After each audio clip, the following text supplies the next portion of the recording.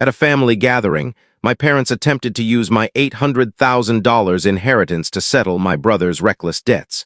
They didn't know I'd already secured it in an untouchable trust. I sat quietly, observing. Hey Reddit, before we get started, I've noticed the channel's momentum is slipping, and hitting subscribe is the best way to keep us going. It's fast, free, and really strengthens our community. Let's dive into the story. I'm Emily Harper, 29, female. The moment I saw my family try to sacrifice my future for my brother's chaos, I realized I wasn't the outcast. I was the predator. They assumed I'd stay clueless. That's what stings the most. My parents, perched at the kitchen table, drinks in hand and years of bias in their hearts, genuinely believed I'd surrender my entire inheritance without a second thought. But here's what they missed. I was always one move ahead, and this time I was finished playing their game. A week prior, I got a voicemail from my father, brief, distant, classic. Emily, family meeting this Sunday, 6 p.m., be there. No context. No specifics, but his tone screamed everything. It wasn't an invitation, it was a trap. My brother Ethan had been spiraling for years, betting, boozing, wrecking every car he drove. Jobless, he'd crashed 4 vehicles and owed cash to guys named Spike and Blade. Yet somehow he was still the golden child. Meanwhile, I was the letdown. The one who moved out, earned her own way, and didn't grovel for approval. Everything changed when my grandmother, the only person who ever truly valued me, passed away last year. She left me her entire fortune. Not Ethan, not my parents, me, $800,000, a property, some stocks. All mine. Grandma always said I had the truest soul, and her will proved it. The fallout was explosive. My parents tried to fight it. Ethan threw a tantrum. But the will was iron-tight, crafted by a sharp estate attorney who sealed it under my name. Still, I knew my family. They'd bide their time, wear me down, then strike, so I planned ahead. Before the meeting, I funneled all liquid assets into a trust. Not just any trust, a legal stronghold, impenetrable. No access unless I was gone, and even then, not to them. The trustee was my best friend, Lauren, who despised my family with a fiery passion and would rather chew nails than give them a penny. By Sunday, I was prepared. I arrived at the house, dressed like I was attending a wake, because in a way I was, the death of any remaining family ties. Ethan opened the door, eyes bloodshot, smelling of liquor and desperation.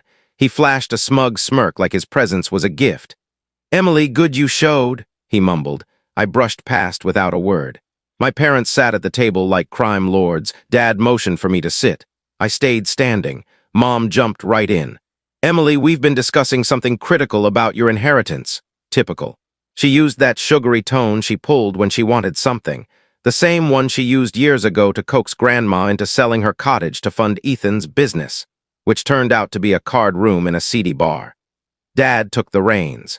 "Ethan's in deep trouble, dangerous people, he owes a lot, and we need to act quickly to save him." I stared, silent, letting their unease build. "Your inheritance is just sitting there," Mom added. "It could fix everything. You'd keep the house, Ethan could get help." I finally spoke. "How much?" They looked relieved, thinking I was folding. Dad answered fast. "Roughly $650,000, maybe more with interest." I nodded. "So basically all of it." Mom gave a nervous laugh. "Don't exaggerate, Emily. You don't need all that money, not like Ethan does." I glanced at Ethan, who was fidgeting, unbothered by the stakes. "And when he burns through this too?" I asked. Silence, I stepped back.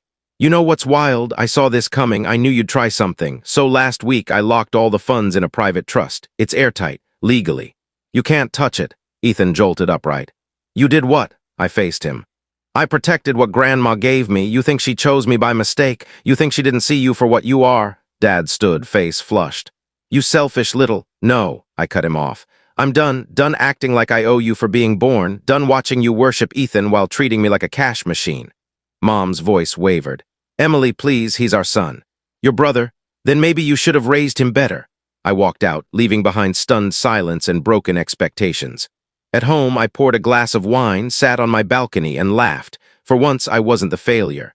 I was the tempest, and they had no shelter. I thought they'd back off, take the hint, and realize I wasn't their pawn anymore.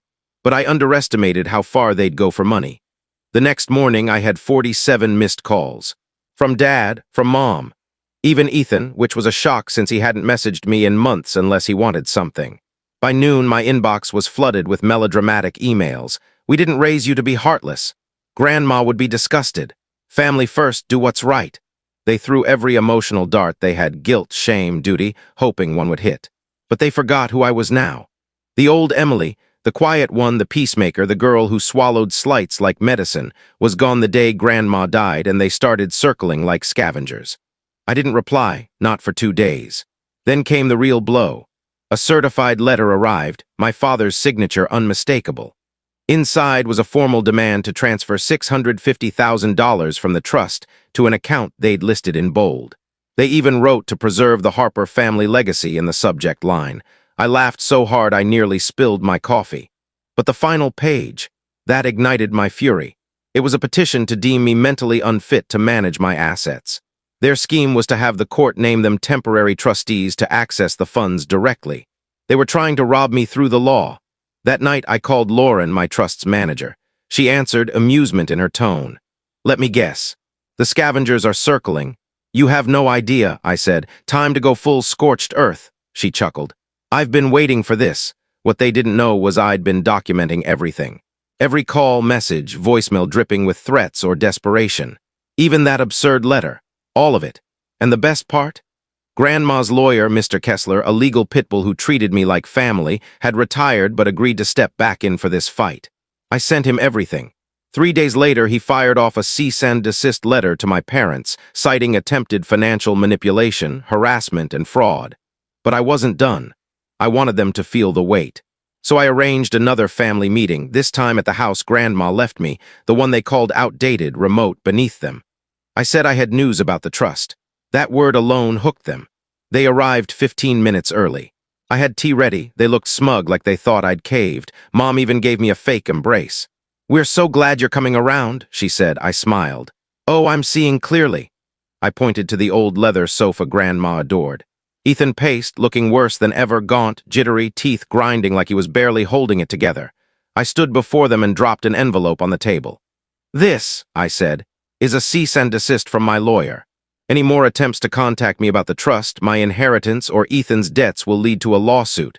Criminal charges are on the table, too. Mom's jaw fell. Dad's face reddened. Ethan's eyes widened. You're joking, Dad snapped. I tilted my head. Dead serious. And by the way, I filed a counter-petition. If you try to challenge my mental fitness again, I'll drag every voicemail you sent into court, including the one where you called me a heartless witch and said you wished Grandma left it all to Ethan. Ethan stood. You're really going to let me get hurt? You think you're above us? I took a breath. No, Ethan, I know I'm above you because I didn't squander every chance I got. I didn't treat people like cash dispensers. I didn't exhaust this family's love and patience cleaning up my disasters. You're not a victim, you're a vortex, and I'm done fueling it. Dad stood next. We're your parents, Emily. You owe us everything. I met his gaze. No, I've paid enough. Years of silence. Years of enduring your favoritism, your cruel jabs, your manipulation. I'm settled up. Now I'm free. And just so we're clear, you're no longer welcome here. Not in this house, not in my life. Not even in my inbox. I opened the front door. We're finished. Goodbye. They didn't budge, so I said the one thing I knew would linger. Grandma saw you for who you are. That's why she chose me. Then I slammed the door hard. On the other side, I heard shouting. Ethan kicked the porch. Dad swore. Mom sobbed, but I walked to the kitchen, poured a glass of wine, and cranked the music. I wasn't the outcast. I was the wind. And they'd never touch a whisper of what wasn't theirs. They came to take my future with greed in their eyes and arrogance in their hands. But they left with nothing but wounded pride, broken delusions, and the sound of a door I'll never open again.